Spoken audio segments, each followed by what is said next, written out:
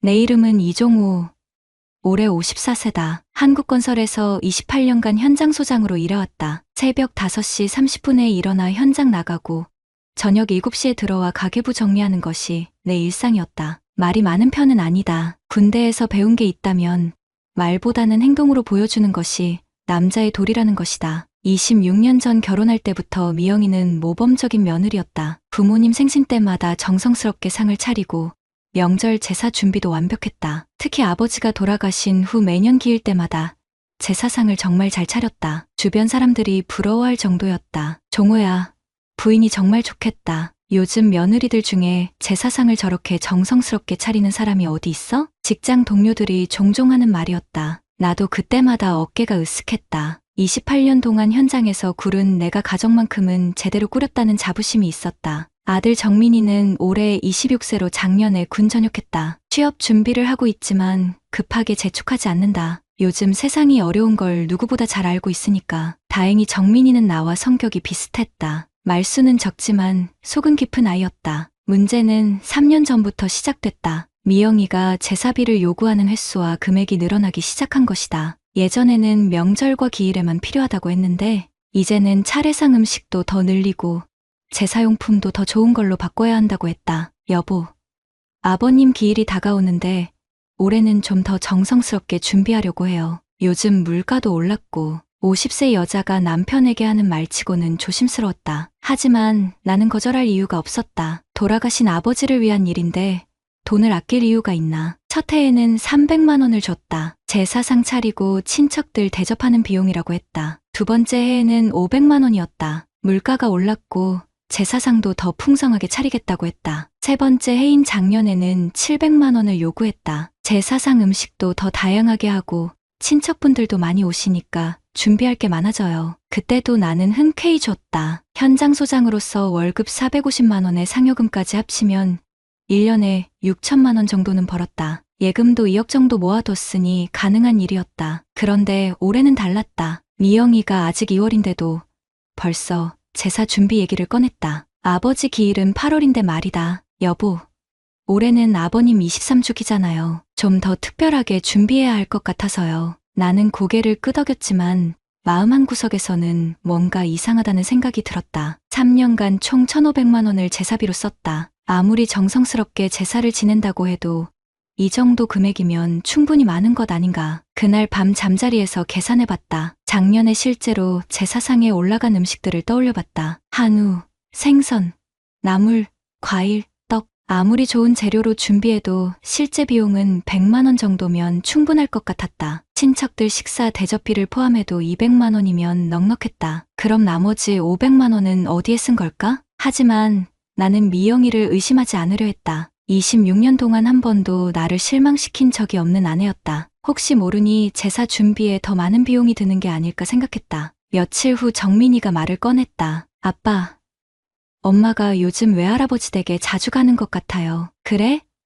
친정 부모님이 연세가 많으시니까 안부 인사 자주 드리는 게 당연하지. 그런데 갈 때마다 뭔가 무거운 가방을 들고 가더라고요. 정민이의 말에 나는 잠시 멈춰섰다. 26세 청년이 부모의 일거수일투족을 관찰한다는 것 자체가 뭔가 이상하다는 신호 아닐까. 그날 밤부터 나는 미영이의 행동을 조금 더 주의 깊게 보기 시작했다. 말없이 조용히 28년간 현장에서 문제를 파악하고 해결해온 내 방식대로. 아직은 의심이라고 부르기도 민망한 수준이었다. 단지 호기심에 가까웠다. 그러나 가슴 한구석에서는 뭔가 불편한 감정이 자라나고 있었다. 돌이켜보면 그때가 시작이었다. 26년 믿어온 아내에 대한 첫 번째 의심의 시작. 의심이 시작되자 나는 군대에서 배운 대로 체계적으로 접근했다. 감정보다는 사실을 먼저 파악하는 것. 28년간 현장에서 문제를 해결해온 방식이었다. 우선 지난 3년간 미영이에게 준 제사비를 정확히 계산해봤다. 1년차 300만 원,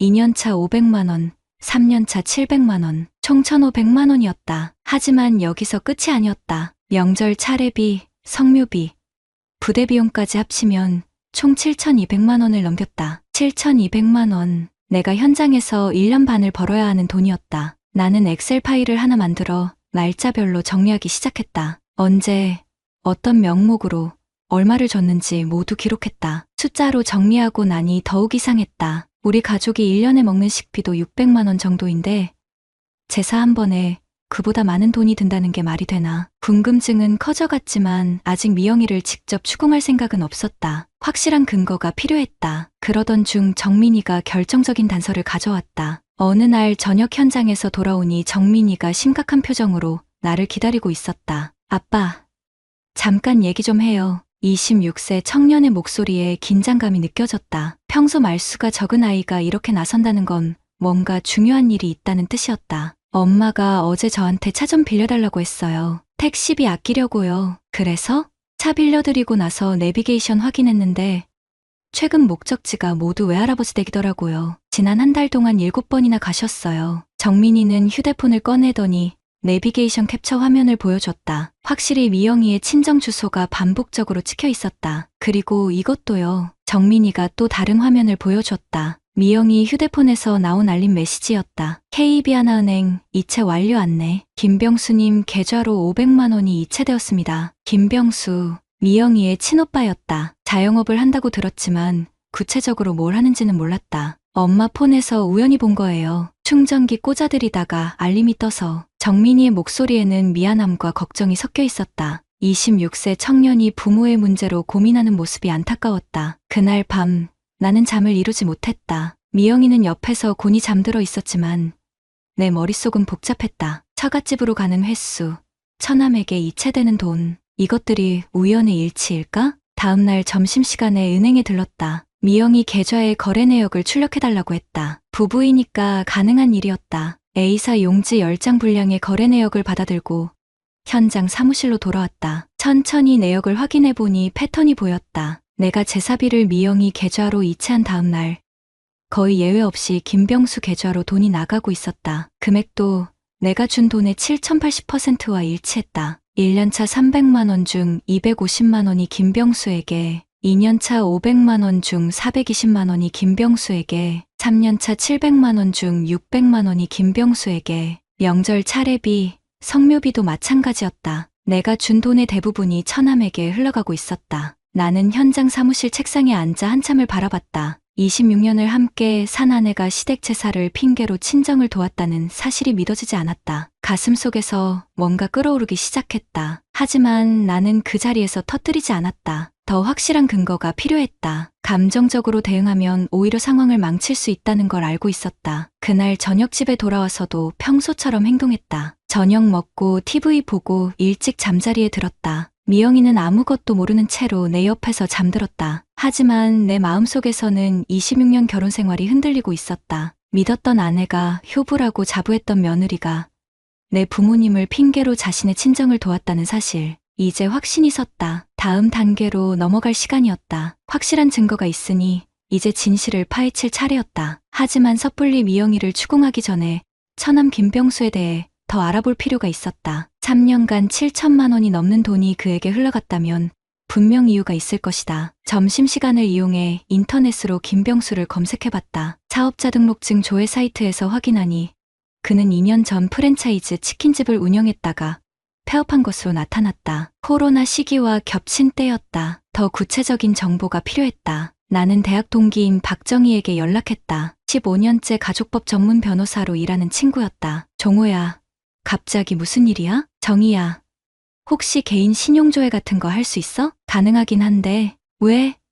설마 투자 사기라도 당했어? 자세한 설명 없이 김병수의 신용상태만 조회해달라고 부탁했다. 이틀 후 정희가 보내온 자료는 충격적이었다. 김병수는 현재 1억 2천만 원의 부채를 지고 있었다. 치킨집 폐업 후 카드론, 캐피탈 대출, 사채까지 손댄 상태였다. 신용등급은 최하위였고 압류 위험에 놓여 있었다. 이제 모든 퍼즐이 맞춰졌다. 미영이는 시댁 제사를 핑계로 내 돈을 빼내 친오빠의 빚을 갚아주고 있었던 것이다. 그날 저녁 나는 미영이와 단둘이 앉았다. 정민이는 미리 도서관에 가라고 했다. 26세 아들이 이런 일에 휘말릴 필요는 없었다. 미영아, 우리 얘기 좀 하자. 50세 여자인 미영이는 평소와 다른 내 어조에 뭔가 눈치챈 듯했다. 무슨 일이에요? 나는 준비해온 서류들을 테이블 위에 내려놓았다. 은행 거래 내역, 김병수의 신용조회서, 그리고 정민이가 찍어둔 이체 알림 사진까지. 이것부터 설명해 줄 수 있어? 미영이의 얼굴이 순간 새하얗게 변했다.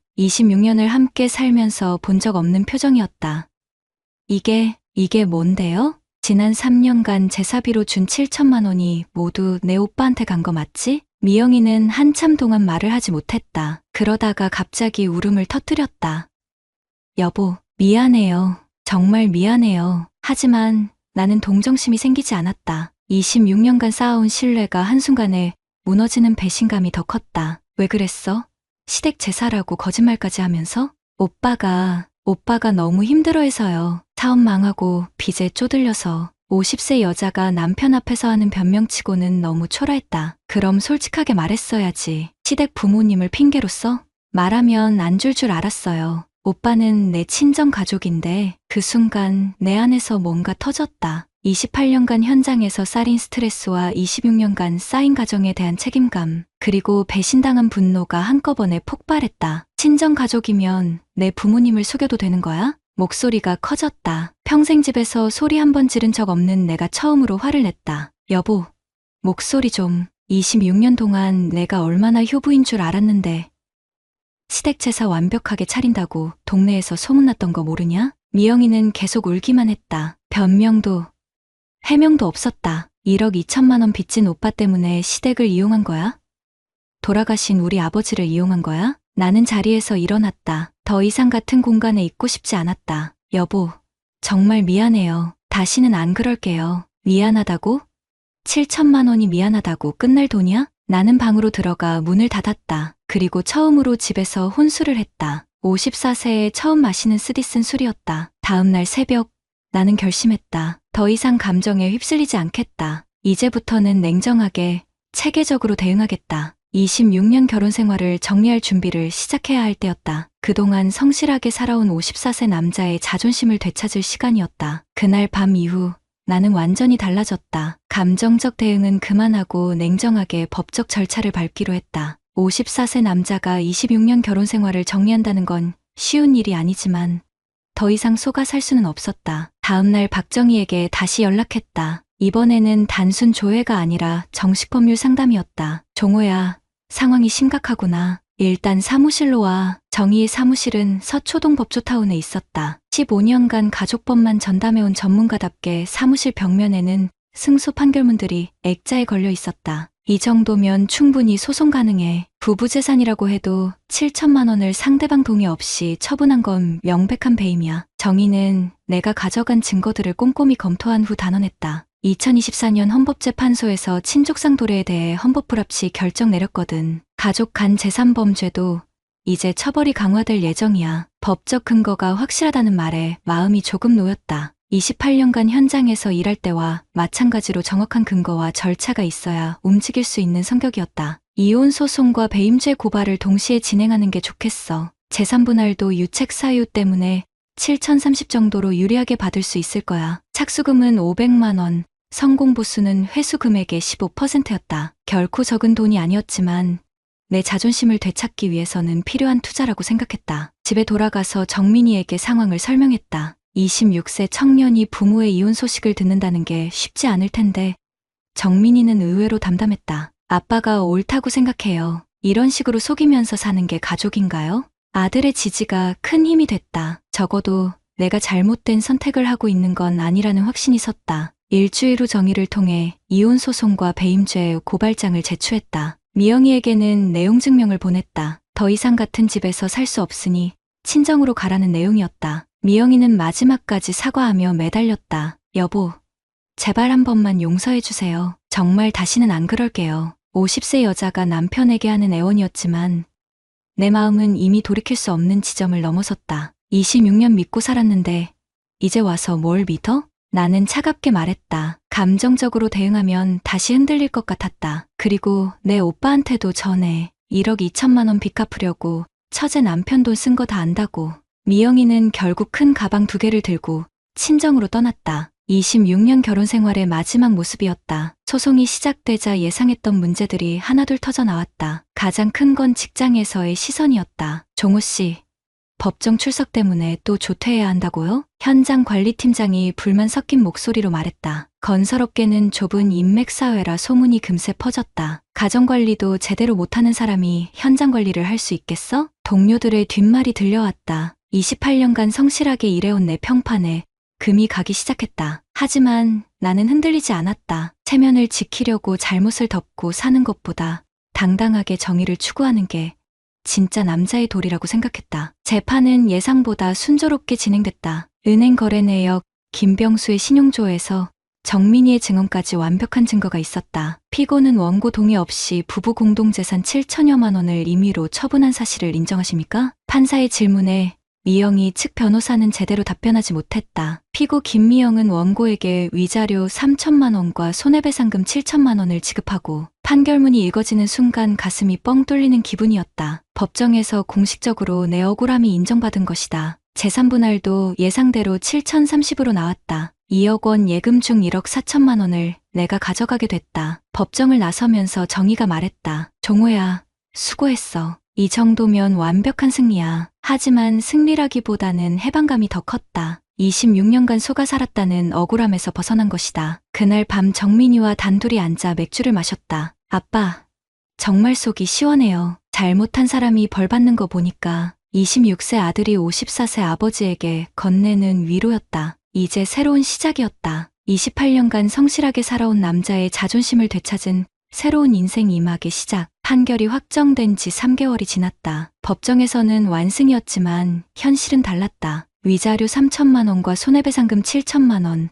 총 1억 원을 받아내야 했지만 실제로 회수한 건 절반도 안 됐다. 미영이는 친정에 얹혀 살고 있어 특별한 재산이 없었고 김병수는 이미 개인회생 절차에 들어간 상태였다. 강제집행을 신청해봤지만 압류할 재산이 없다는 통지만 받았다. 종호야, 이런 경우가 많아. 법적으로는 이겼지만 실제 돈 받기는 어려운 거야. 정의가 미안한 듯 말했다. 변호사비로 나간 700만 원까지 생각하면 실질적으로 내가 되찾은 건 재산분할로 받은 1억 4천만 원뿐이었다. 하지만 나는 크게 실망하지 않았다. 돈보다 중요한 걸 얻었기 때문이다. 54세에 깨달은 것은 돈으로 살 수 없는 자존심과 정의의 가치였다. 직장에서의 상황은 예상대로 어려웠다. 소송 소식이 퍼지면서 동료들의 시선이 달라졌다. 28년간 쌓아온 신뢰가 한순간에 흔들렸다. 이종호 소장, 요즘 현장 관리에 집중 좀 해주세요. 상급자의 압박도 시작됐다. 가정 문제로 업무에 차질을 빚는다는 평가를 받았다. 그럼에도 나는 후회하지 않았다. 잘못된 일을 덮고 살기보다는 당당하게 맞서는 게 진짜 남자의 삶이라고 생각했다. 가장 큰 변화는 정민이와의 관계였다. 26세 청년이 아버지를 바라보는 시선에 존경이 담겨 있었다. 아빠, 진짜 멋있어요. 저였으면 중간에 포기했을 텐데. 정민이가 어느 날 저녁 진심으로 말했다. 포기하고 싶을 때도 있었어. 하지만 내가 보고 있으니까 제대로 보여주고 싶었다. 아빠 덕분에 배운 게 많아요. 가족이라는 이름으로 당하지 말라는 것, 잘못된 건 잘못됐다고 말하는 것. 아들의 말에 가슴이 뭉클했다. 26년 결혼 생활은 실패했지만 26세 아들과의 관계는 더욱 단단해졌다. 집안 분위기도 달라졌다. 미영이가 떠난 후 오히려 평화로워졌다. 아버지와 아들, 두 남자가 사는 집답게 깔끔하게 정리됐다. 요리는 정민이가 맡았다. 군대에서 배운 솜씨로 의외로 음식을 잘 만들었다. 아빠, 이제 우리끼리 잘 살아요. 진짜 가족은 혈연이 아니라 마음이잖아요. 정민이의 말이 맞았다. 26년간 속인 아내보다 내 편에 서준 아들이 진짜 가족이었다. 경제적으로도 여유가 생겼다. 재산분할로 받은 1억 4천만 원에 기존 예금까지 합치면 2억 원 가까운 자산이 됐다. 미영이에게 주던 생활비, 처갓집 도움 비용들이 사라지면서 가게가 훨씬 안정됐다. 아빠, 이제 주말에 일 안 하셔도 돼요. 저도 곧 취업할 테니까. 정민이가 아르바이트를 하겠다고 했지만 굳이 그럴 필요는 없었다. 54세에 새로 시작하는 인생에 여유가 있었으니까. 한편으로는 씁쓸한 소식들도 들려왔다. 미영이는 친정에서 눈치를 보며 살고 있다고 했다. 50세 여자가 친정에 얹혀 사는 처지가 됐으니 편하지 않을 것이다. 김병수는 개인회생 절차를 밟고 있지만 근본적인 해결책은 없어 보였다. 52세에 1억 2천만 원 빚을 갚는다는 게 현실적으로 어려웠다. 하지만 그것은 그들이 선택한 길이었다. 나는 더 이상 그들의 문제에 관여하지 않기로 했다. 요즘 나는 새로운 취미를 시작했다. 등산이었다. 혼자서 조용히 산을 오르는 시간이 좋았다. 54세에 시작한 등산이지만 체력도 좋아지고 마음도 편해졌다. 산에서 만나는 사람들은 내가 누군지, 어떤 일을 겪었는지 모른다. 그저 54세의 조용한 등산객일 뿐이다. 그런 익명성이 편안했다. 지난주에는 뜻밖의 일도 있었다. 비슷한 상황을 겪고 있다는 후배가 나를 찾아온 것이다. 아내가 친정 도움을 위해 남편 몰래 돈을 빼돌렸다는 이야기였다. 형님, 어떻게 하셨어요? 저는 확신이 서지 않아서 나는 후배에게 조언했다. 감정적으로 대응하지 말고 확실한 증거를 모으라고. 그리고 법적 절차를 통해 정당하게 해결하라고. 가장 중요한 건 자신을 지키는 거야. 가족이라는 이름으로 당하면 안 돼. 후배는 내 조언을 듣고 체계적으로 증거를 수집하기 시작했다. 몇 달 후 결국 원만하게 해결했다는 소식을 전해왔다. 그때 깨달았다. 내 경험이 다른 사람에게 도움이 될 수 있다는 것을. 온라인 커뮤니티에도 가끔 글을 올린다. 비슷한 상황에 처한 중년 남성들에게 조언을 해주는 것이다. 형님 글 보고 용기 얻었습니다. 저도 끝까지 가보겠습니다. 이런 댓글을 볼 때마다 보람을 느꼈다. 어제 정민이가 드디어 취업이 확정됐다. 대기업은 아니지만 괜찮은 중견기업이었다. 아빠, 이제 제가 아빠 모시고 살게요. 26세 청년의 다짐이 든든했다. 모시는 게 아니라 함께 사는 거지. 우리는 파트너야. 정민이와 나는 진짜 가족이 무엇인지 알게 됐다. 서로를 속이고 이용하는 관계가 아니라 신뢰하고 지지하는 관계. 그것이 진정한 가족이었다. 54세의 새로운 시작. 28년간 성실하게 살아온 남자의 자존심을 되찾은 인생 2막이 시작됐다. 구독자님들, 오늘 사연 댓글로 공유해 다른 분들과 함께 의견 나눠보세요. 저도 읽어보며 소통하겠습니다.